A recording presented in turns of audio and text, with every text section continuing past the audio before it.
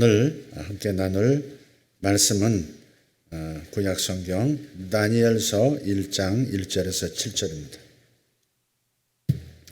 다니엘서 1장 1절에서 7절 가정에서 예배하는 우리 식구들, 어린이들도 함께 성경 펴서 함께 읽도록 하겠습니다.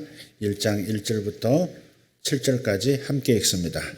유다 왕 여호야김이 다스린 지 3년이 되는 해 바벨론 왕 느부갓네살이 예루살렘에 이르러 성을 에워쌌더니 주께서 유다 왕 여호야김과 하나님의 전 그릇 얼마를 그의 손에 넘기심에 그가 그것을 가지고 신할 땅 자기 신들의 신전에 가져다가 그 신들의 보물 창고에 두었더라. 왕이 환관장 아스부나스에게 말하여 이스라엘 자손 중에서 왕족과 귀족 몇 사람 곧 흠이 없고 용모가 아름다우며 모든 지혜를 통찰하며 지식에 통달하며 학문에 익숙하여 왕궁에 설만한 소년을 데려오게 하였고 그들에게 갈대아 사람의 학문과 언어를 가르치게 하였고 또 왕이 지정하여 그들에게 왕의 음식과 그가 마시는 포도주에서 날마다 쓸 것을 주어 3년을 기르게 하였으니 그 후에 그들은 왕 앞에 서게 될 것이더라. 그들 가운데는 유다 자손 곧 다니엘과 하나냐와 미사엘과 아사랴가 있었더니 환관장이 그들의 이름을 고쳐 다니엘은 벨드사살이라 하고 하나냐는 사드락이라 하고 미사엘은 메삭이라 하고 아사랴는 아벳누고라 하였더라. 아멘. 우리 어린이들 가정에서 성경 암송하고 또 율동하고 하는 모습을 또 동영상으로 찍어서 보내주신 분들께 감사를 드려요. 아이들 얼굴 보면서 깜짝깜짝 놀랍니다. 요 몇 달 안 본 사이에 부쩍 컸구나. 차 안에서 성경 암송하는 그 은서, 그러니까 오동춘 집사님, 정유진 집사님 둘째 딸이죠. 은서를 보면서 깜짝 놀랐어요. 머리도 길렀고 얼굴도 이렇게 큰 것 같고 마치 시은이 지 언니 같은 그 정도 큰 아이로 이렇게 보여지는 거예요. 그래서 요 안 보는 사이 아이들은 이렇게 부쩍부쩍 크는구나 하는 것을 발견합니다. 그래서 여러분 보내주시는 그런 영상들이 저에게는 큰 낙입니다. 손주들을 보여주시기를 바랍니다. 감사하고요. 지난번 느부갓네살 왕의 두 번째 꿈을 가지고 우리 하나님의 말씀을 은혜를 나눴습니다. 그래서 다니엘 느부갓네살 왕의 꿈 이야기를 나누면서 다니엘서를 전체 한번 쭉 한번 말씀을 공부하는 심정으로 좀 읽었으면 좋겠다 하는 생각을 좀 하게 됐습니다. 이사야도 좀 이렇게 좀 한 6장, 7장, 8장까지 이렇게 일부 했습니다만은 이사야가 워낙 분량이 큰 그 대선지서의 책이기 때문에 좀 제가 자신이 없고 우선 좀 짧은 다니엘서를 한번 우리가 함께 나누었으면 주일날 나누었으면 좋겠다는 생각을 하게 됐습니다. 그래서 오늘부터 주일은 다니엘서 말씀을 나누도록 하겠습니다. 이 다니엘서는 주일학교에서는 베스트셀러입니다. 무슨 말이냐면 사자굴에서 살아남은 다니엘 이야기, 그리 아니하실지라도를 외치면서 커다란 금신상 앞에 절하지 아니함으로써 풀무불에 던져진 다니엘의 세 친구, 그러나 그 가운데서도 살아나온 이야기, 느닷없이 나타나서 벽에 글을 쓰는 커다란 손가락, 뭐 그런 이야기들이 가득한 것이 다니엘서입니다. 그래서 주일학교 아이들에게는 생생한 이미지로 베스트셀러로 이렇게 남아있다는 뜻입니다. 찬송가에도 나오죠. 옛날 용맹스럽던 다니엘의 경험과 유대 임금 다윗 왕의 역사와 뭐 그런 찬양도 있죠. 용맹스럽던 다니엘의 경험, 아주 흥미진진한 얘기들이 많지만 거꾸로 생각하면 그만큼 어렵고 고난과 박해를 받았던 시대였다 하는 뜻이기도 한 것이죠. 어려웠던 시대에 용감하게 믿음으로 살았던 이들을 살펴보면서 오늘을 사는 우리에게 어떤 교훈이 있는지 생각해 보실 수 있기를 바랍니다. 6절, 7절 오늘 본문 마지막에 나오는 네 사람의 이름을 보십시오. 다니엘, 하나냐, 미사엘, 아사랴. 이건 유대식 이름입니다. 유대식 이름. 그런데 바벨론 관리가 이 네 사람의 이름을 고쳐서 부릅니다. 벨드사살, 사드락, 메삭, 아벳느고. 일종의 창시 계명인 셈이죠. 창시는 이 성을 씨를 새로 만든다는 뜻이고요. 계명은 이름을 바꾼다는 말이죠. 그동안 교회에서는 벨드사살보다는 유대식으로 다니엘이라고 더 많이 불렀고요. 나머지 세 사람은 그와 반대로 바벨론식으로, 그러니까 사드락, 메삭, 아벳느고라고 많이 불러왔습니다. 특별한 이유가 있다기보다는 다니엘서가 그렇게 말하고 있기 때문에, 그렇게 부르기 때문에 그랬던 것 같아요. 좀 다른 얘기로 넘어가서 여러분, 우리나라 역사에서 선조 임금, 조선시대 선조하면 뭐가 떠오르십니까? 임진왜란. 인조하면, 선조의 손자가 인조인데 인조하면 떠오르는 건 병자호란. 그리고 마지막 대한제국의 황제라고 칭했던 고종하면 떠오르는 것이 경술국치, 즉 한일 합방, 한일 합방, 한일 강제 병합이라고 부르는 게 더 정확하겠죠. 바로 이런 것들이 생각이 나요. 우리에게 선조나 인조나 고종 같은 임금이 유대인들에게는 여호야김입니다. 1절에 나옵니다. 여호야김. 다니엘서는 바로 그 왕의 이름을 부르면서 시작하는 책이에요. 사실 이것은 유대인들에게는 치가 떨리는 그런 역사였습니다. 특히 우리나라도 고종하면 치가 떨립니다. 인조, 병자호란 하면 치가 떨립니다. 남한산성이라는 영화 보신 적이 있으십니까? 거기 보면 인조 때 일어났던 청나라가 그 12만을 몰고 오고 나중에 20만을 가지고 이 남한산성을 둘러싸서 결국은 성 밖으로 나가서 인조 임금이 그 청나라 왕 앞에서 3번 절하고 머리를 9번 찢는 그런 아주 치욕스러운 일을 겪는 그 장면이 생생합니다. 그런 것처럼 우리 고종도 마찬가지예요.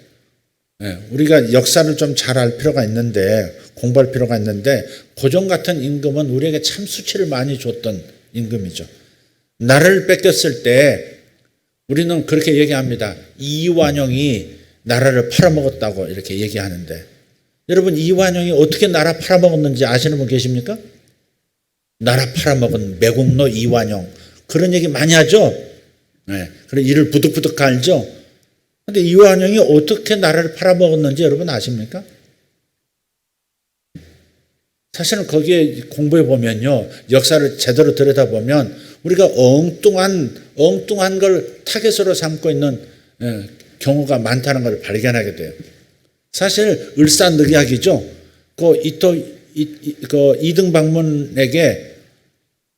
이등방문과 대화를 고종이 하고요. 이렇게 해서 외교권은 우리가 가져가겠어. 그러나 내치는 고종 당신이 하시오. 간섭하지 않겠어. 이렇게 하는 그런 내용이 있어요. 그럴 때 고종이 이등방문에게, 일본의 이등방문에게 그렇게 하겠다고, 신하들에게 명령하겠다고 그렇게 얘기합니다. 그리고 어명을 내립니다. 저 이등방문에게 내일 이렇게 해서 이 사인하라고, 도장을 찍으라고 어명을 내립니다. 삼권을 다 가지고 있었던 때거든요. 임금이 다 가지고 있어, 권한을 다 가지고 있었던 때예요. 임금의 이름으로 어명을 내립니다. 그게 역사의 사례 다 나옵니다. 내일 사인하라고 어명을 내린 사람이 고종입니다. 아관 파천부터 러시아 그 공간에까지 들어가서 거기서 1년을 숨어 지내던 사람이, 그리고 엉뚱한 짓을 많이 하던 사람이 고종입니다. 고종이 어명을 통해서 이것을 을사늑약을 받아들이라고 한일 병합을 이렇게 받아들이라고 명령을 내린 사람이 임금입니다. 근데 이제 보통 그런 걸 보면 사람들은 이제 희생양을 찾죠. 사실 그때 당시 이완용은 이 사람은 미국에서 유학까지 하고 온 사람입니다. 알렌 선교사가 그런 걸 다 보고를 했어요. 미국에 가서 모든 서양 문물도 보고 그래서 어떻게 우리나라가 발전했으면 좋겠다는 그림을 가지고 있었던, 그래서 이 사람을 추천했을 때 이완용이 이 영어를 그때 당시 영어가 능통했던 사람이 몇 안 됩니다. 근데 이완용 이 사람은 머리가 비상해서 영어가 능통했던 사람이에요. 그래서 외무대신을 하라고 했는데 저는 외무대신을 하지 않고 저는 학부대신을 하겠습니다 해가지고 오늘날로 말하면 교육부 장관을 했던 사람입니다. 그래서 소학교부터 시작해서 나중에는 저 전문대학까지 이렇게 이 어떤 그 시스템을 이렇게 만들었던, 기초를 만들었던 사람이 이완용입니다. 근데 이완용도 사실은 반대했다고 기록에 나와요. 이것은 외교권을 만약 가져간다면 언제까지라고 하는 시한을 박아야만 나는 찬성할 수 있습니다 하고 했던 사람이 이완용입니다. 근데 임금이 고종이 어명으로 내리니까 그냥 통과한 거예요. 가장 큰 책임은 고종에 있고 다른 사람들도 있습니다. 근데 대부분 오늘날이나 옛날이나 어떤 한 사람, 어떤 한 대상에게 화살을 다 돌리고요. 자기들은 빠져나와 편안하게 양심의 가책 없이 이렇게 지나가는 그런 경우가 많거든요. 그런 케이스가 바로 이완용 케이스가 아닌가 싶기도 해요. 그러니까 나라를 팔아먹은 주범은 고종이지 이완용이 아닐 수 있다. 그러니까 이완용을 욕하더라도 알고 얘기하라 하는 겁니다. 조금만 공부해 들여다보시면 자료가 다 있습니다. 반박할 수 없는 자료가 다 있습니다. 그래서 우리가 이제 그 고종하면 나라가 완전히 일본에게 넘어간 이러한 치가 떨리는 역사, 그게 바로 누굽니까? 여호야김이라는 임금 이야기입니다. 이 여호야김의 아버지가 요시야였죠. 1절 한번 다시 한번 보시면 유다 왕 여호야김이 다스린 지 3년이 되는 해에 바벨론 왕 느부갓네살이 예루살렘에 이르러 성을 에워쌌더니, 여호야김 아버지가 요아스라 그랬죠. 요아스는 정말 괜찮은 왕입니다. 다윗의 그 스피릿을 그대로 이어받아서 하나님 섬기는, 여호와 하나님을 섬기는 신앙을 바르게 세우려고 했었던 사람이고 우상을 타파하고 많은 개혁을 하나님의 뜻대로 이루었던 사람이 요시야입니다. 그런데 이 요시야 왕이, 이 좋은 왕이 애굽과 싸우다가 무깃도라고 하는 땅에서 전사합니다. 죽습니다. 히브리 말로 이 무깃도, 이 아마겟돈이라고 이 헬라 신약 성경 요한계시록 아마겟돈이라고 나오는데, 이 아마겟돈이라는 요 단어는, 요 장소는 히브리 말로 하르 무깃도라는 것입니다. 이 뜻은 무깃도의 산입니다. 무깃도 평야에 있는 산, 아마겟돈입니다. 근데 유대인들에게는 쓰라린 지난날이 떠오르는 이름이 바로 또 무깃도고 아마겟돈입니다.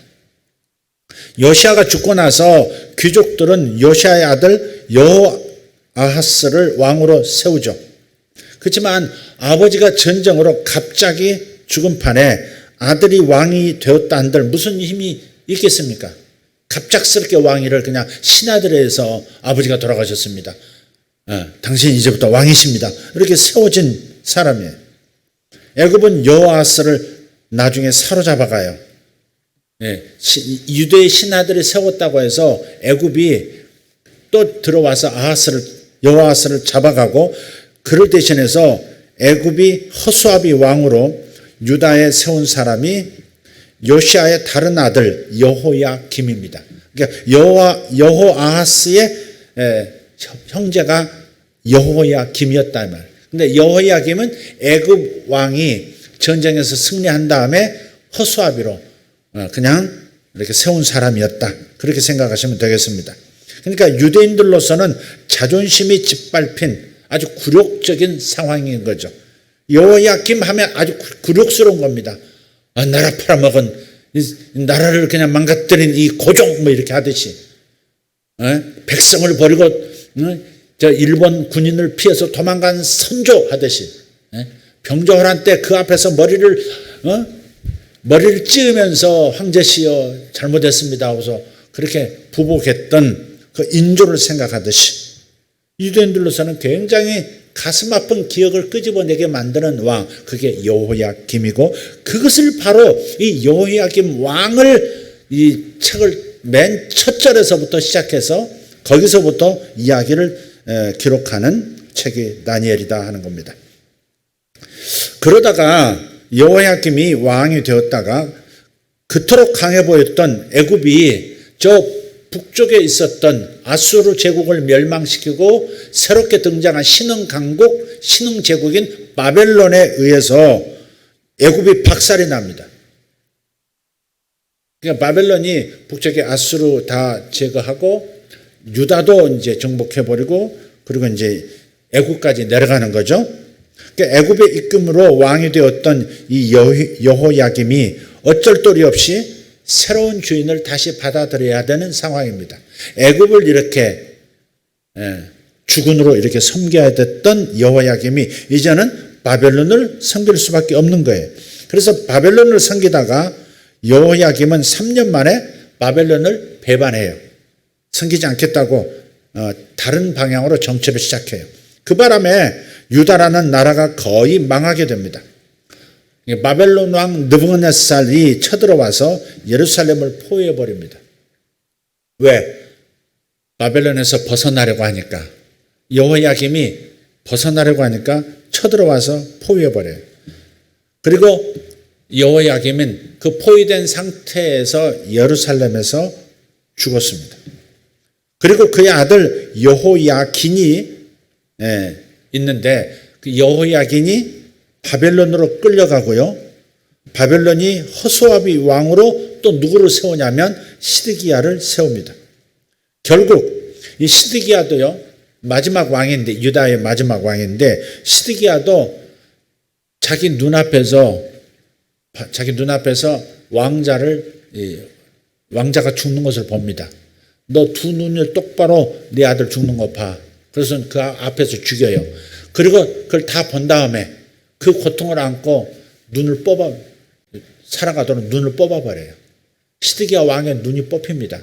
그리고 쇠사슬에 묶여가지고 다시 끌려가는 겁니다. 그렇게 해서 주전 587년에 남왕국 유다는 완전히 망하고 맙니다. 이렇게 모질고 한많은 역사가 바로 여호야김 시대였다.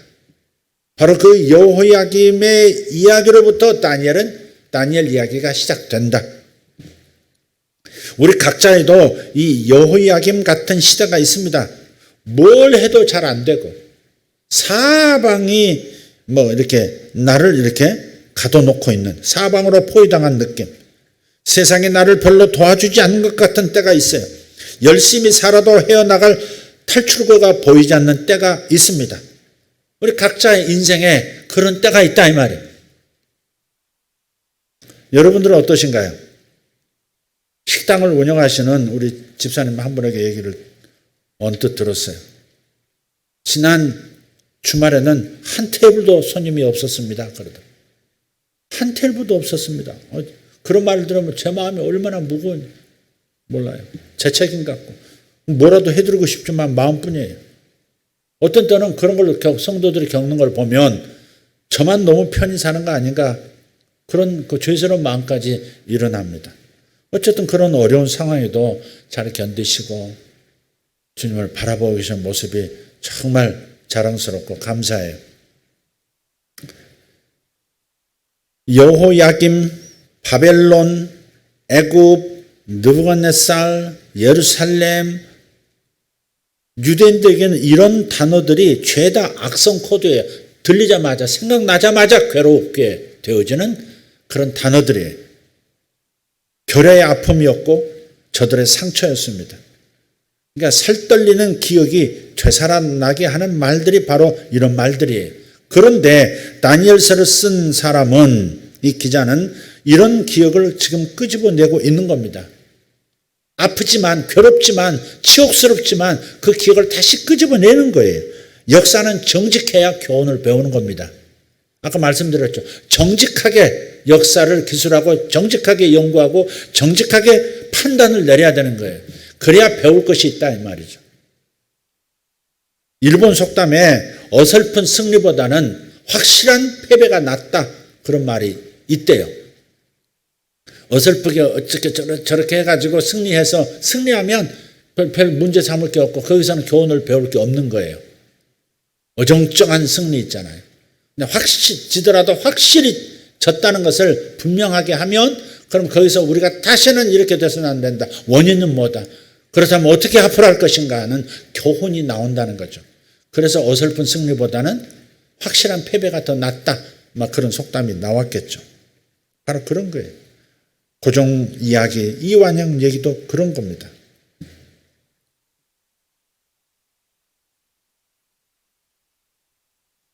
자, 2절을 한번 보면 이렇습니다.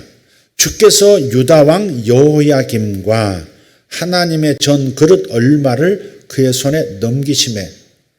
1절보다 더 괴로운 얘기가 2절에 나와요. 다니엘서를 쓴 사람의 기록이 아주 고약합니다. 여러분 주어가 뭐예요? 2절 주어가 주께서, 이게 주어죠. 동사는 뭐예요? 넘기셨다, 넘기심에예요. 하나님께서 이 모든 쓰라는 일들을 만드셨다는 거예요. 하나님께서 그러셨다는 거예요. 이 치욕스러운 일을 하나님께서 하셨다는 거예요. 어떻게 주님께서 그런 일을 했다고 이렇게 기록할 수 있을까? 왕이 죽고 나라가 망해서 그것도 괴로운 일인데 하나님을 섬기는 그 성전에서 사용하던 물건까지 다 빼앗겼는데 그래서 그나마 가지고 있던 신앙마저 무너뜨리는 이런 상황인데 그런 일을 하나님께서 하셨다고, 내가 믿는 그 하나님이 하셨다고 이렇게 말하는 겁니다. 억울하고 분해서라도 이렇게 말할 수는 없을 것 같은데 그런데도 다니엘서를 기록한 사람은 그 모든 일들이 다 주님께서 하신 일이라고 그렇게 말하고 있는 겁니다. 보통 우리는 자신에게 좋은 일이나 이로운 일이 생겼을 때 하나님께서 일하셨다 이렇게 말하죠. 하나님께서 은혜로 이렇게 해주셨다 이렇게 말해요. 그런데 이 사람은 정반대 일을 하나님께서 하셨다고 쓰고 있는 겁니다. 왜 그랬을까? 무슨 배짱으로 하나님을 이렇게 걸고 넘어지는 걸까? 이어지는 내용을 보면 그 속을 짐작할 수 있어요. 다니엘서 전체 내용이 그에 대한 답이기도 합니다. 나중에 다니엘서 쭉 보시다가 보면 알겠지만 다니엘서에는 유다를 망하게 한 나라들의 왕들이 하나님께 무릎 꿇고 하나님을 찬송하는 장면이 자주 나와요. 바벨론이 한때 유다를 망하게 하는데 성공했지만 그건 유다가 망한 것이지 하나님이 망한 것은 아니라는 겁니다. 그런 뜻이에요. 유다가 망했지만 하나님 나라는 망한 게 아니다. 하나님은 망하신 게 아니다. 그 얘기를 하려고 하는 겁니다. 유다가 망해서 지금 자기들이 포로로 잡혀왔고 우리를 지배하고 있는 그 제국들이 있는데 그 제국의 최고 수장 황제들이 저들이 신처럼 굴지만 사실은 하나님 앞에서 아무것도 아니었고 하나님이 역사하니까 미쳐가지고 7년 동안 느부갓네살만 해도 7년 동안 정신 이상자가 돼서 짐승처럼 쇠사슬에 묶여서 차가운 밤이슬 속에서 풀을 뜯어 먹으며 사는 미친 광인으로 살게 하셨고 그래서 나중 정신이 돌아온 다음에 하나님 앞에서 천지를 지으신 당신께서 참 왕이십니다라고 무릎 꿇고 고백하는 그런 장면들을 기록함으로써 유다가 망했으니 하나님 나라도 망했다고 생각할 수 있는데 그건 아니다 하는 얘기를 하는 겁니다. 나라가 망했지만 하나님은 망하시지 않았다. 우리가 섬기는 하나님은 살아계신다. 하나님은 최후의 승자이시다. 최고의 통치자시다. 그걸 얘기하고 싶어서 처음에 정직하게 역사를 기록하는 겁니다. 그 치욕스러운 여호야김 시대의 이야기를 그대로 드러내는 거예요. 아주 뜻있는 역사 인식입니다. 우리는 항상 하나님은 내 편이라고 생각하죠. 내가 잘되고 일이 술술 풀리도록 도와주는 분이 하나님이라고 생각합니다. 틀린 생각이 아니죠. 하나님이 도와주셔서 그렇게 되는 거예요. 이런 체험도 없이 신앙생활하기 어렵습니다. 하지만 그 반대의 경우에도 하나님을 생각해야 한다는 겁니다. 내 일이 잘 안 될 때, 일이 꼬인 것 같을 때, 뭔가 좋지 않은 일들이 있을 때, 그것이 계속되는 것 같고 벗어날 수 없는 것 같은 상황도 나타날 때에도 혹시 하나님께서 그렇게 하신 것은 아닌지 곰곰이 생각해 봐야 한다는 겁니다. 주께서 내주심에 그랬어요. 주께서 내주심에 유다도 내줬고 성전도 내주고 신앙도 내줘버리신 것 같은 이런 상황 속에서 하나님께서 왜 사탄이 역사하도록 허용하셨지 하는 생각을 해야 한다 이 말이에요. 주권자는 하나님이시니까. 하나님 모르는 사이에 하나님도 손써볼 수 없을 사이에 그렇게 되는 일은 없다는 겁니다. 그러니 하나님께서 왜 이렇게 되도록 허용하셨을까를 생각해야 한다. 좋은 일에만 하나님이 하셨다라고 말하지 말고 좋지 않은 일이 이어질 때 왜 주님께서 이렇게 하시지? 이렇게 생각하는 것은 나쁜 생각, 불신의 생각은 아니다는 겁니다. 이런 어려움 속에서 하나님은 내가 무엇을 배우기를 원하실까? 내 마음속에 어떤 생각을 고치라고 하시는 것은 아닐까? 이 고난을 통해서 내가 더욱 하나님 앞에 온전한 사람이 될 수 있는 길은 무엇일까? 이런 것을 생각해야 한다는 겁니다. 하나님께서 하셨다면 목적이 있다. 이 목적은 내가 변하는 것일 텐데, 우리의 삶이 변하는 것일 텐데, 지금 온 지구가, 인류 전체가 강제 멈춤 상태로 지금 들어가 있는데 왜 하나님께서 이 일을 허락하셨을까? 우리가 너무 탐욕으로 세상을, 탐욕으로 천지만물을 다룬 것은 아닐까? 우리가 먹고 싶은 거 다 먹고, 그래서 생태 환경도 다 파괴시켜버리고, 그러면서도 정신없이 호랑이 등에 올라탄 것처럼 내리지도 못한 채 치닫고 있는 우리를 주님께서 긍휼히 여기셔서 이제는 좀 멈춰봐, 다르게 살아봐 하는 것은 아닐까 생각해야 될 듯 하는 거죠. 다니엘서 저자는 그런 생각이 인격에 배인 것 같습니다. 배어 있는 것 같아요. 늘 그렇게 생각하다 보니까 세상과 역사를 보는 눈도 그렇게 된 것입니다. 이스라엘 역사에서 가장 뼈아픈 대목을 쓰면서도 그것이 다 주님께서 하신 일이라고 고백했으니 이 사람의 인격, 이 사람의 역사를 보는 눈이 그렇다 하는 겁니다. 그런데 이런 고백에는 거쳐야 할 과정이 있어요. 이런 수준의 고백, 좋은 일에도 주님께서, 그러나 굳은 일에도, 원치 않은 일에도 주님께서라고 이렇게 고백할 수 있는 이런 신앙은 저절로 가질 수가 없다는 겁니다. 조금 있다가 우리 함께 불러보려고 하는 찬송이었는데, 오 신실하신 하나님이라는 찬양입니다. 하나님 한 번도 나를 실망시킨 적 없으시고 공평과 은혜로 나를 지키셨네. 좀 가사가 조금 약간 멜로디가 틀린 것 같은데, 하나님 한 번도 나를 실망시킨 적 없으시고 언제나 공평과 은혜로 나를 지키셨네. 참 은혜로운 찬송입니다. 그런데 어떤 책을 보니까 그 책의 저자인 전도사님은 이 찬양을 이대로 부르기가 어려웠던 모양이에요. 그래서 그 책에 그렇게 쓰고 있습니다.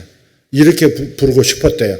하나님 몇 번씩 나를 실망시킨 적 있으시고 가끔은 공평과 은혜로 나를 안 지키셨네. 이 책 제목이 뭐야? 파전행전입니다. 파전행전. 김정주 전도사님인데 자기를 파전이라고 하는 게 파트타임 전도사, 파전. 파트타임 간사를 파간이라고, 파간. 이 전도사님이 자신이 아주 착한 신앙을 가졌다고 책에 쓰고 있어요. 난 아주 착한 신앙을 가졌다. 내가 생각할 때 나는 착한 신앙입니다. 그렇게 쓴 거예요. 그래서 무조건 아멘하는 스타일이었다는 겁니다. 믿음이 믿어지면 크게 아멘, 안 믿어지면 더 크게 아멘. 기도할 때 뭔가 마음속에 이건 좀 아닌 것 같은데 라는 생각이 들면 이건 마귀 새끼가 불어넣어주는 생각이야 하면서 아멘. 근데 하지만 아멘 한다고 무조건 믿는 대로 되는 것은 아니지 않습니까? 그러면 기분은 더러웠지만 하나님께는 차마 그런 표현을 하지 못했다는 거예요. 그분의 글을 그대로 여기 옮겨놓으면 이렇습니다. 하나님, 오늘 이러한 일이 있었는데 정말 이해가 안 되는 하나님의 선하심과 인도하심을 믿습니다. 근데 그 새끼가 저한테 왜 그러는 하나님께서 만날 만한 사람을 만나게 해주신 줄 저는 믿습니다. 하나님, 오늘 제가 너무 아파서 하나님을 더 의지 안 하고 주신 가시인 줄로 믿고 감사함으로 받겠습니다. 하나님, 오늘 성경을 읽는데 이건 도대체 뭔 소리인지 이해가 안 돼도 저는 믿습니다. 그렇게 자기를 착한 신앙으로 반응을 했다고 얘기하는 거예요. 그러던 그가 아주 크게 달라진 사건이 하나 생겼어요. 그 뭐냐? 할머니가 돌아가신 일입니다. 태어나서 쭉 함께 했던 할머니인데 80이 넘으셨어요. 그런데 갑자기 쓰러지시더니 2주 후에 세상을 떠나신 겁니다. 그 돌아가시기 전까지 이 전도사님이 제발 하나님 할머니를 살려달라고 하나님께 간절히 기도했는데 별 소용이 없이 그냥 돌아가신 거예요. 또 그때가 마침 학교 기말고사였는데 사정을 봐주시는 교수님도 있었지만 시험은 꼭 봐야 돼 그러는 신학교 교수님도 있어서 어쩔 수 없이 장례식장에서 그 손님들 맞이하면서도 틈틈이 시험 공부를 했다는 거예요. 화장한 할머님의 그 유해를 산에 이렇게 뿌리는 그 손에 따스한 기운이 채 식기도 전에 바로 그 모습으로 까만 옷 그대로 모습으로 가서 학교 시험을 봤다는 겁니다. 그런데 그 뒤로부터 이상한 증상이 생겼습니다. 마음의 감각이 다 사라져 버렸다는 거예요. 기쁨도 슬픔도 분노도 아무것도 일어나지 않고 느껴지지 않는 거예요. 영혼이 가출해버리고 빈 껍데기만 그냥 몸만 멍청하게 남은 것 같더랍니다. 완전히 얼이 빠진 거예요. 그런 중에도 시간을 지켜서 기도하기는 했는데 늘 하던 습관대로 착한 기도를 드렸답니다.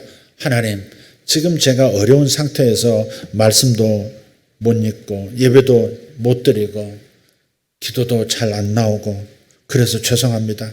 하나님은 선하신 분인데 저를 인도해 주고 계시는데 제가 이 모양이어서 너무 죄송합니다. 그야말로 여전히 착한 기도. 문제는 그렇게 한 달이 지났는데도 이 감각이 사라져 마음에 무슨 높고 낮은 그 감정의 어떤 변화가 일어나질 않는 겁니다. 그래서 정신과 의사를 찾아서 상담을 받았습니다. 근데 의사가 이렇게 일러주는 거예요. 그건요, 당신이 슬퍼해야 할 시간에 충분히 슬퍼하지 못해서 그렇습니다. 누군가에게 응어리진 분노 같은 게 당신 속에 있지 않습니까? 그죠? 이해 안 되고 억울한 감정들 그런 것들이 있어요. 근데 그 대상에게 찾아가서 그걸 있는 그대로 표현하세요. 욕을 해도 되니까 아무 숨김없이 마음에 있는 그 바닥에 감춰놓은 문을 열고 다 쏟아 부어버리세요. 그래야 돼요. 꼭 하세요. 이 전도사님이 그 말을 들으면서 누가 생각났을까요? 하나님이죠. 하나님이 생각나는 거예요. 근데 하나님께 분노를 표현한다고 하라고 하는데 이 억울한 감정을 하나님께 말하고 그 다음에 욕도 하라고 욕이 나오면 욕도 하라고 그래서 못하고 계속 착한 기도를 하고 있었는데 어느 날 그렇게 시간이 흐르다가 교회에서 기도하던 중에 갑자기 억누를 수 없는 감정이 팍 해서 치솟더래요. 막 펌프물에서 막 생수가 나오더니 뭐가 팍 치달아 오르는데 어떤 감정이 속에서 올라오는데 할머니의 신음소리, 할머니에게 싸늘한 시신, 그 손의 감각, 그리고 또 할머니와 함께 보냈던 그 좋았던 따스했던 시간, 화장한 할머니를 뿌릴 때 느꼈던 감각들, 바로 그날 그대로 시험 보러 갔던 그 거지 같은 경험들, 결국 이 전도사님이 기도하다가 폭발을 해요. 그래서 첫 번째 나오는 말이 욕입니다. 으스발 똥 같아. 제가 똥이라고 바꿨습니다. 으스발 똥 같아. 하나님 정말 싫고 짜증나. 나한테 도대체 왜 이러는 거야? 지랄스러워. 뭐 이렇게. 이게 하나님 뜻이라고? 실망시키지 않았다고? 신실하다고? 한 번도 나를 실망시키지 않고 은혜로, 공평과 은혜로 나를 인도했다고? 그럼 설명해봐. 내가 이해할 수 있게. 이게 무슨 하나님이야? 나를 사랑하니까 꺼져. 그런 사랑 싫어. 이렇게. 여러분 좀 놀라셨죠? 하나님께 이렇게 말해도 됩니까? 아니라고 고개를 제발 저어주십시오. 물론 안 되죠. 근데 저는 이 전도사님의 이 말들, 쏟아놓은 이 말들이 하나님을 향한 것은 아니라고 생각해요. 네. 자신 속에 잘못된 이그러진 정보들, 생각이나 느낌, 삶에 대한 해석들, 하나님과 신앙을 앞세워서 순수한 인간다움을 억누르는 병든 신앙을 가리켜서 지금 욕을 해대고 탄식을 하는 기도였다고 봐야 합니다. 전도사님이 그런 상태로 몇 시간을 보냈답니다. 그때 신기한 일이 일어나더라는 거예요. 2달 동안 가출했던 마음이 돌아오고 몹시 아프기 시작하더니 딱딱한 그 고체 같던 마음이 마치 액체처럼 녹아서 막 눈물로 쏟아지더래요. 그때부터는 말로 기도하지 않고 한나처럼 그냥 몸부림하면서 그냥 속에 있는 것이 다 쏟아지더랍니다. 3시간 정도 그렇게 쏟아냈대. 그 다음 벌어진 내면의 상태를 쓴 그의 글입니다. 그 후엔 놀라운 회복이 있었다. 마음의 감각이 회복되었고 오랜 시간 나를 괴롭혀온 소화 불량도 놀랍게 사라졌다. 솔직한 이야기를 꺼내거나 따지거나 실망한 것들을 말하거나 욕을 쏘아대면 하나님 앞에서 믿음이 없는 거라고 생각했다.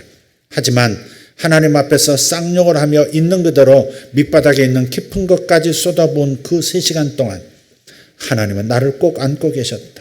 놓지 않으셨다. 그때 살아온 세월에 대한 모든 설명을 들은 것은 아니었지만 내 고통 속에 함께 울고 계셨던 하나님 눈물의 온기를 느낄 수 있었다. 그때 이후로 하나님과 나는 정말 많이 친해졌다. 다니엘서를 쓴 사람도 이와 비슷한 과정을 거쳤을 것이다. 그렇게 생각이 들어요. 하나님의 나라였던 유다가 망하고 하늘이 두 쪽 나도 망할 수 없을 것으로 확신했던 성전마저도 노략질 당한 그 역사를 주께서 하신 일이다. 주께서 일으키신 일이다 라고 쓸 수 있으려면 정말 엄청난 단련을 받았을 겁니다. 저자가 이 글을 쓰고 있었던 때도 무서운 박해를 받던 때였습니다. 학자들마다 좀 의견은 다르지만 다니엘서를 쓴 사람은 다니엘이 아닙니다. 그때 여호야김 시대로부터 약 400년 뒤, 그러니까 주전 168년에서 165년 헬라 시대 알렉산더가 그 지중해와 그 고대 근동을 지배하고 있던 아프리카 북부까지 지배하고 있던 그 헬라 시대에 엄청난 박해가 예루살렘에 있었고 유다에 있었거든요. 심지어 돼지 피를 갖다가 절대 돼지를 가장 더럽게 여기고 가증스럽게 여기는 신앙이 유대 신앙인데 돼지 피를 갖다가 성전 제단에 막 뿌리고요. 강제로. 그리고 자기들의 신을 하나님을 섬기는 제단에서 제물 드리면서 자기들의 신의 이름을 부르고 막 그랬단 말이에요. 그 역사의 기록을 보면 심지어는 얼마나 그게 유대인들을 그 율법을 지키려고 애를 썼던 유대인 신앙인들을 괴롭혔는지 몰라요. 그래서 심지어는 어떤 어머니가 보는 앞에서 7 아들을 고문을 가하고 죽입니다. 배를 가르고 창자를 끊어내고 막 이러면서 7 아들을 차례차례 하나씩 죽이고 나중에 어머니도 죽이는 그런 이야기도 역사에 있어요. 그 어마어마한 고난을 겪던 시대에 쓰여진 책이 다니엘서라는 겁니다. 다니엘의 이야기는 구전으로 계속해서 다른 글들로도 이렇게 이어져 왔는데 그걸 집도성에서 딱 정리한 때가 바로 헬라 시대 알렉산더가 지배하고 있던 바로 그 시대의 인물이 다니엘서를 이렇게 기록한 것이다. 그러니까 그때 당시 겪었던 고난의 상황을 다니엘 시대 나라를 잃어버리고 먼 나라로 사로잡혀가서 그 어린 청소년들이 살아남고 하나님의 영광을 드러냈던 바로 그 이야기를 생생하게 가져와서 희망의 씨앗으로 삼고자 기록한 것이 다니엘서다. 그렇게 생각하시면 됩니다. 그러니까 이 저자의 눈에 오래전 역사, 그야말로 하늘이 무너진 때가 떠올랐던 거죠. 하늘마저 무너뜨린 바벨론, 그 적진 한복판에서 희망의 싹을 보았던 겁니다. 그것이 무엇입니까? 6절, 7절에 등장하는 네 사람입니다. 다니엘, 하나냐, 미사엘, 아사랴. 이 사람들이 어째서 희망의 싹인지, 이 사람들 이름 속에는 하나님이 있는 거예요. 엘은 엘로힘, 신을 말하는 거죠. 엘은 하나님을 말해요. 야는 야훼, 여호와를 다른 발음으로 야훼라고 합니다. 야훼에서 온 말이에요. 다니엘은 하나님은 재판관이시다. 하나냐는 야훼께서 은혜를 베푸신다. 그런 뜻이에요. 미사엘은 누가 하나님인가? 미사엘, 누가 하나님인가? 아사랴, 야훼께서 도우신다. 요셉 형제, 찬양팀 요셉 형제, 자기 이름 뜻이 뭐야? 요셉 이름 뜻이 뭐야? 성경 이름이지 뭐. 그러니까 성경에서 뭐라 그래? 요셉 이름 뜻이 뭐야? 더하신다. 알고 있네. 하나님은 더할 것이다. 그러니까 엄마가 그 라헬이 애를 낳고 싶었는데 못 낳은 거야. 10년, 20년 가까이 되도록 애를 못 낳고, 연적이라고 할 수 있는 레아는 애를 쑥쑥 낳고, 그 몸종도 쑥쑥 낳고 막 이런단 말이야. 자기는 애를 못 낳는 여인으로 오랫동안 고통을 겪었던 거죠. 그런데 요셉을 낳았어요. 낳았을 때 뭐라고 말하냐면 하나님께서 은혜로 요 아들을 주셨다. 그러나 하나님은 요 하나로 끝내지 않을 것이다. 하나님은 더 하실 것이다. 또 다른 아들을 주실 것이다. 그런 뜻으로 하나님은 더 할 것이다. 그런 거예요. 자기 이름의 뜻이 뭔지 알고 있는 건 굉장히 중요해요. 하나님이 더 할 것이다. 그대의 인생에 하나님은 계속 더해 주시는 역사가 있을 거예요. 마스크를 쓰고 있으니까 아멘 하는지 안 하는지 모르겠어요. 바로 이 네 소년의 이름 안에 있는 하나님이 재판관이시다.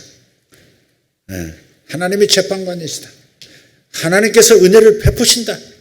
누가 하나님인가? 이 많은 이 바벨론의 신들이 많지만 그러나 누가 진정한 하나님인가? 그게 이제 미사랴 안에 있는 거죠. 하나님께서 우리를 도와주신다. 아사랴. 나라가 망했으니 인생 끝났다고 생각할 수 있는 이 네 젊은이, 이 네 청소년들이 자기 이름 속에 있는 하나님을 굳게 믿고 있었다는 겁니다. 그 이야기가 다니엘서입니다.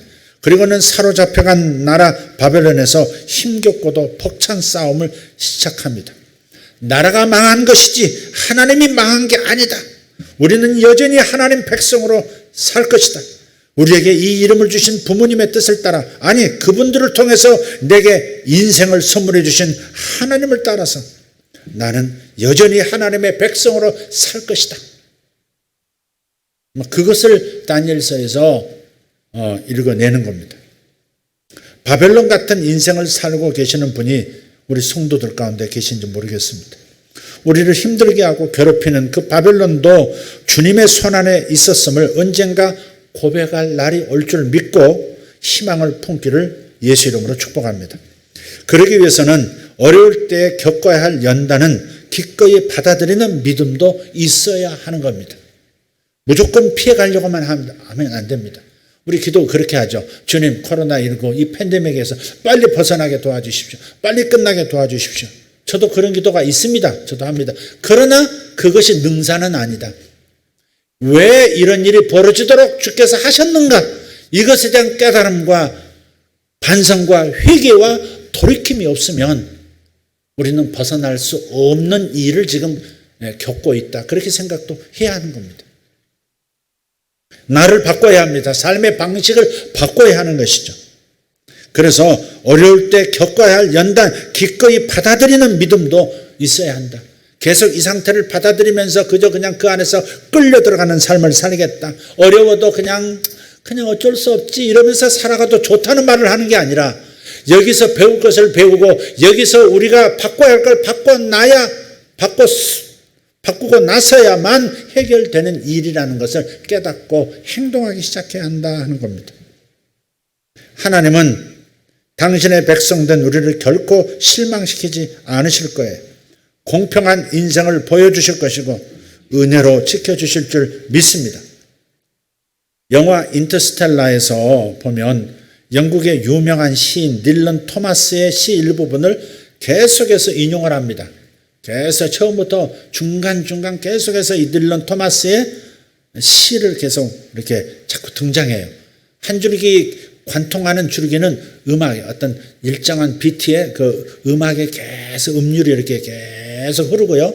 띵띵띵 흐르고요. 또 한 줄기는 뭐냐면 바로 이 시입니다. 딜런 토마스의 이 시예요. 제목은 순순히 어두운 밤을 받아들이지 마오. 그런 거예요. 순순히 어두운 밤을 받아들이지 마오. 이 브랜드 박사가 인류의 살 길을 찾아서 우주로 떠나는 그 비행사들을 단원들을 향해서 들려준 시가 바로 이겁니다. 순순히 어두운 밤을 받아들이지 마오. 이건요, 이 토마스라는 시인이 자신의 그 죽어가던 아버지 앞에서 아버지가 다시 일어나기를 바라면서 쓴 시라고 합니다. 1951년에 탄생한 시입니다. 자, 그 전문을 한번 읽어드릴게요. 순순히 어두운 밤을 받아들이지 마오. 노인이여 날이 저물어감에 열내고 몸부림쳐야 하오. 꺼져가는 빛에 분노하고 또 분노하시오. 지혜로운 자들은 마지막에 이르러서야 어둠이 맞다는 것을 알고 있지만 그들의 말로는 번개 하나 가를 수 없으니 순순히 어두운 밤을 받아들이지 마오. 선한 자들은 마지막 파도가 지난 후에야 덧없는 행실들이 푸른 바닷가 위에서 빛났음을 한탄하니 빛이 꺼져가며 분노하고 또 분노하시오.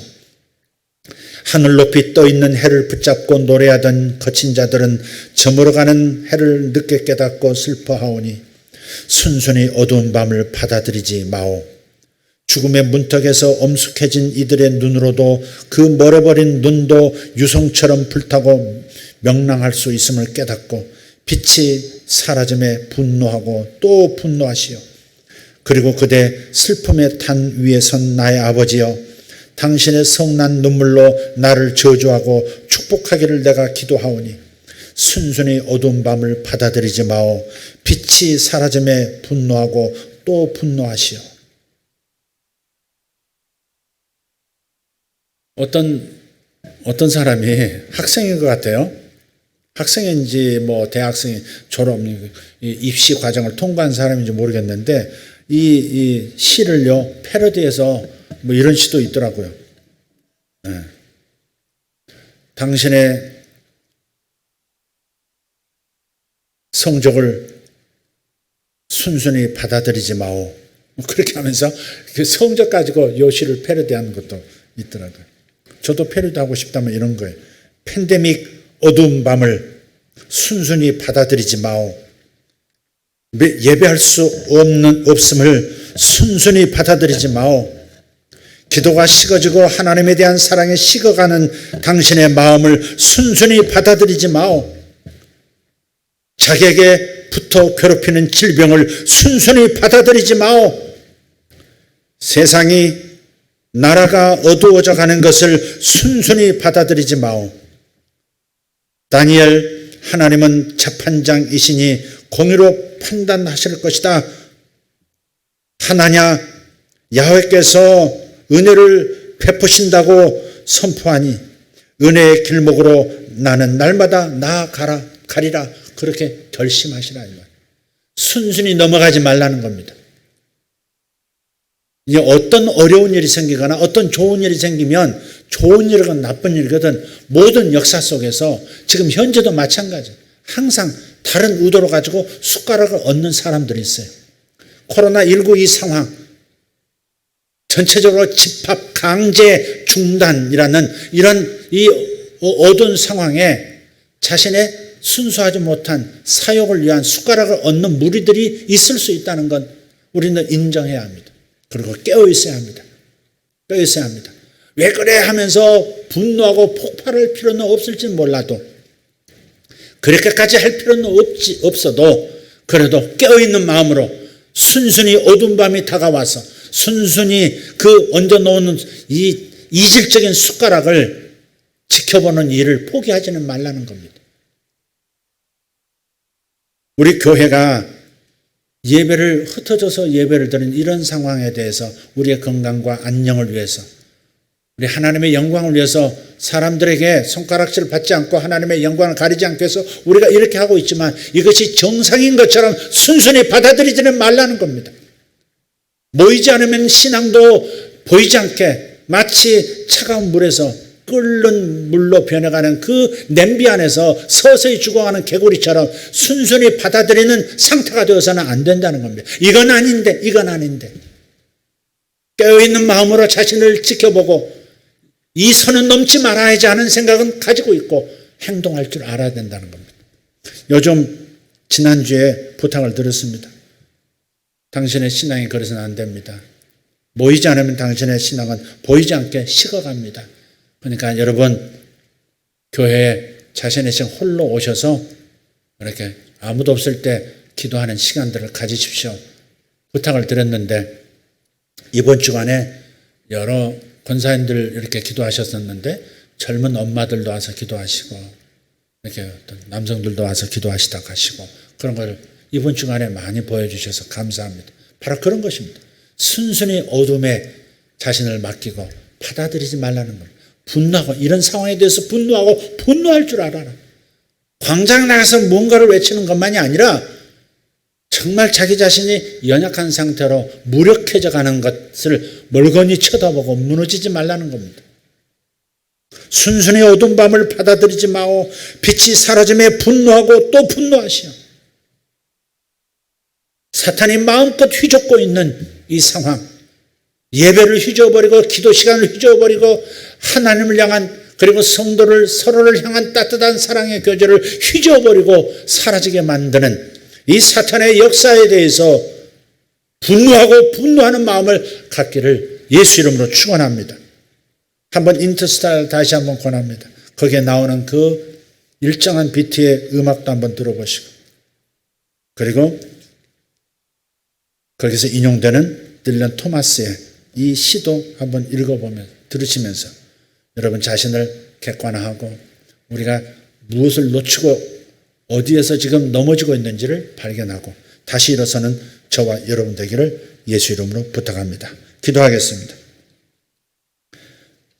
기도하겠습니다. 살아계시고 은혜로우신 우리 하나님, 우리 가운데 힘겨운 그런 때를 보내는 분들이 있는지 모르겠습니다. 주님, 저들을 붙들어 주옵소서. 저희를 힘들게 하는 이 세속의 힘도 하나님의 능력 아래 있음을 깨닫고 죽음의 십자가를 기꺼이 맞아들이신 주님의 뒤를 따라서 이겨낼 수 있도록 우리에게 힘을 더하여 주시옵소서. 하나님, 아무도 모르는 남모른 눈물을 흘리는 하나님의 사람들을 주님 돌아보시고 주님께서 하늘의 위로로 위로해 주시고 희망의 불꽃이 꺼지지 않도록 저들에게 믿음을 더하여 주시옵소서. 순순히 어두운 밤을 받아들이지 말게 하시고 덧없이 빛이 꺼져가며 분노하고 분노할 수 있는 우리들이 되게 하여 주시옵소서. 이 모든 말씀 우리 주 예수님 이름으로 기도하옵나이다. 아멘. 아멘.